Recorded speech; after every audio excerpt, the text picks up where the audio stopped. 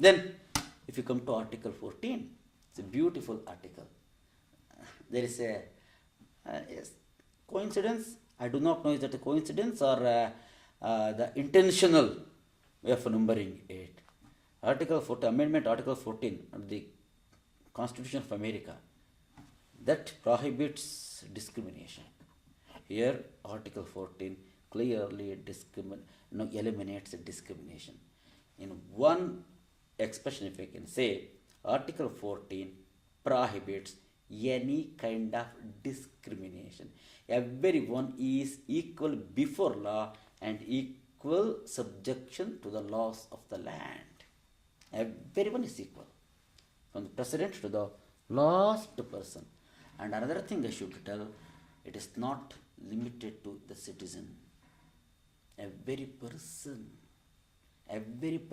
is equal in the eyes of law. However, Article 14 discourages discrimination, but it allows classification. But we call that classification as reasonable classification. Supreme Court has accepted the philosophy of classification. Even an individual can be a class, and government can classify the persons and go for preferential treatment. We can remember R.K. Dalmia case. So hundreds of cases are there wherein Supreme Court has accepted classification. But when we speak of a classification, there shall be a perfect nexus between the object sought to be achieved and the kind of classification you are making.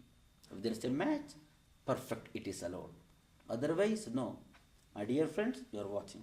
Sometimes some preferential treatment is given by the government. Sometimes they go for some classification. Yes, it's very much necessary. You go, how the industries are classified into small scale industries, medium scale industries, and large scale industries. Okay. When you go for tax payers, up to some slab, it is 10% tax. To some, no tax at all. Afterwards, 10% tax. Then a 20% tax. Then 30% tax. All of them are citizens of India. But we go for that. And when we say there is classification, it is reasonable classification, not just classification, reasonable classification.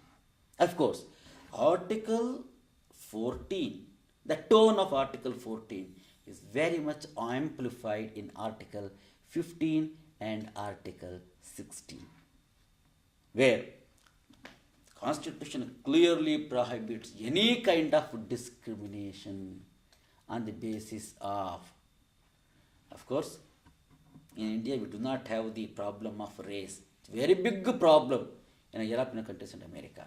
But we do have the problem of caste, region, religion, place of birth. Very importantly, word sex is used, it means gender. Yes, on the basis of which the state cannot deny, cannot go for discrimination. Friends, the difference between discrimination and classification is this. Discrimination is a classification only, but it is not based on any acceptable logic. It will not stand the test of validity. Then that becomes discrimination. It's always arbitrary one. Objective may not be good, process may be incorrect. But in case of classification, what happens? Your objective is something good, what your constitution accepts. Legitimacy is there. Secondly, you follow the procedure also. You should follow the due procedure.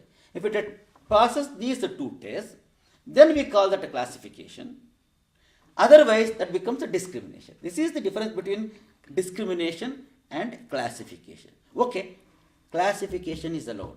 And when we come to this classification, it is not just classification, we go for special protection.